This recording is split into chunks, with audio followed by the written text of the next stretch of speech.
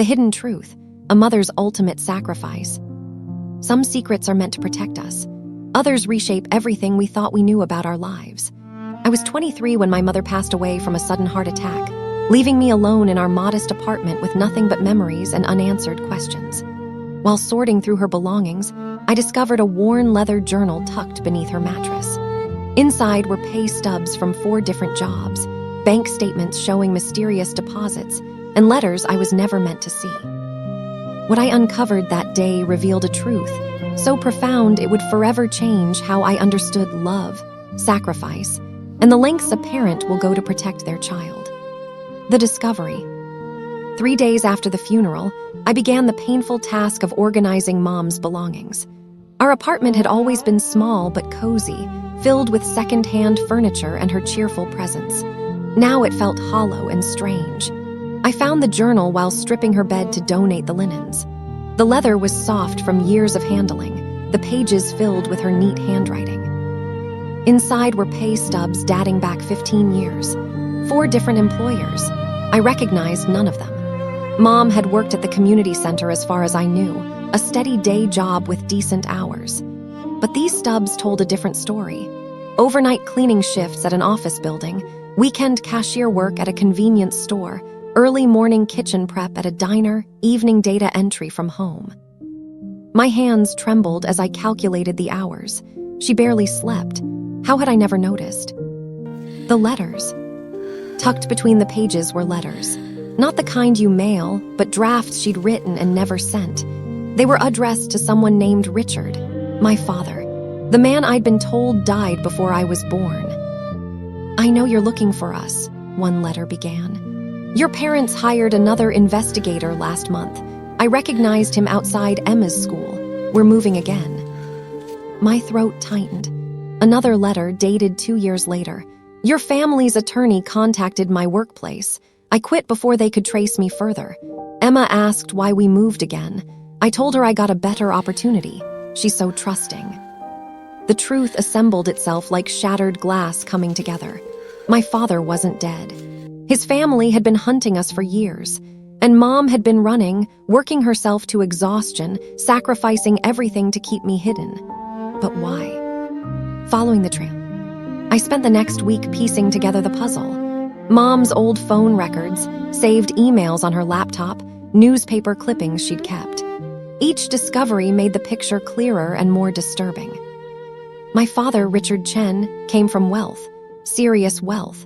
His family owned a pharmaceutical empire worth billions. Mom had been his college girlfriend, someone his parents deemed unsuitable due to her working-class background. When she got pregnant with me, his family offered her money to disappear. She refused, hoping Richard would stand by her. He didn't, but his parents weren't satisfied with their separation. They wanted custody of me, their only grandchild. Legal documents showed multiple court filings, attempts to prove Mom unfit. When those failed, the harassment intensified. Private investigators, threatening letters, pressure on her employers. So Mom did the only thing she could think of. She ran, and she kept running for 23 years. The 4 jobs. The pay stubs revealed Mom's exhausting routine. She worked the community center from 9 a.m. to 5 p.m., her official job that gave us stability and health care. Then came the overnight cleaning shift from 11 p.m. to 4 a.m. at a downtown office complex. She'd catch 2 hours of sleep before her 6 a.m. kitchen prep shift at Joe's Diner, which ended at 9 a.m. Weekends meant cashier work at the 7-Eleven on Morrison Street, 12-hour shifts. And somehow, she squeezed in remote data entry work during any spare moment. I calculated the hours, the years. She averaged 4 hours of sleep per night, for my entire childhood. While I complained about her missing school events or seeming tired, she was literally working herself to death to keep us hidden, fed, and safe. The medical examiner's report suddenly made terrible sense. Chronic stress, heart failure. She was only 47. The family I never knew. Online research revealed everything about the Chen family. Richard Chen Jr., my father, now 48, married to someone appropriate. 2 children. He managed the family's East Coast operations, living in a Connecticut mansion. His parents, my grandparents, remained active in their pharmaceutical empire, their faces appearing in business journals and charity gala photos. They looked so normal, so respectable, not like people who'd driven a woman into hiding for over 2 decades. I found Richard on social media. His profile was private, but his professional page showed a life of country clubs and business achievements. Did he ever think about me? Did he know his parents were still searching for us even after all these years? The most painful discovery was a news article from 5 years ago. The Chens had donated $50 million to children's health initiatives. The irony crushed me. They claimed to care about children while terrorizing the mother trying to raise one. Understanding her choices. Mom's journal entries became my window into her thoughts. She wrote about watching me sleep, wondering if she'd made the right choice. She documented every time I asked about my father, every lie she'd told to protect me. Emma wants to take violin lessons, one entry read. The Chen family newsletter mentions Richard's children's study at Juilliard Prep School.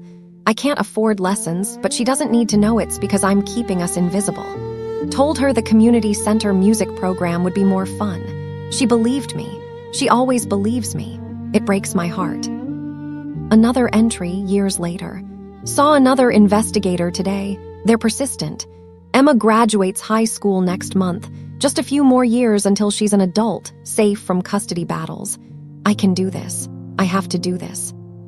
She never stopped fighting, never stopped protecting me, even when it cost her everything, including her life.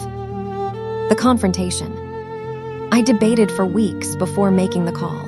Richard Chen's office was surprisingly easy to reach. His assistant put me through after I mentioned I was his daughter. His voice cracked when I told him Mom had died. Whatever I expected, it wasn't the genuine grief I heard. He'd loved her in his own weak way, but not enough to stand against his family. I tried to find you both, he said quietly. My parents, they wouldn't accept it. They said a child of ours deserved better than poverty. We weren't in poverty, I replied, my voice steady despite my anger. We had love, we had safety. What we didn't have was peace because your family couldn't let us go. The conversation ended with no resolution. He offered money, connections, apologies. I wanted none of it. The only thing I wanted, he couldn't give me back. My mother deserved to rest easy, not work herself to death. Moving forward. Months have passed since I learned the truth. I've kept Mom's journals, her pay stubs, every piece of evidence of her sacrifice.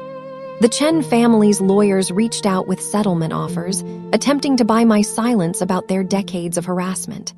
I refused. Instead, I've started a foundation in Mom's name to help single mothers escape domestic situations and rebuild their lives safely. Every dollar I put into it feels like honoring her fight. The irony isn't lost on me that I'm using the Chen family's guilt money, extracted through legal pressure, to help women in situations similar to what Mom faced. I visit her grave weekly, updating her on my life. Sometimes I tell her about the foundation. Sometimes I just apologize for not understanding sooner why she was always so tired, why we moved so often, why she held me so tight. She protected me until her last breath. Now I'll protect her memory.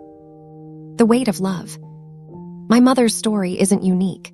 Countless parents make invisible sacrifices, working multiple jobs, going without sleep, hiding their struggles to give their children better lives. What made Mom's sacrifice extraordinary was its duration and intensity.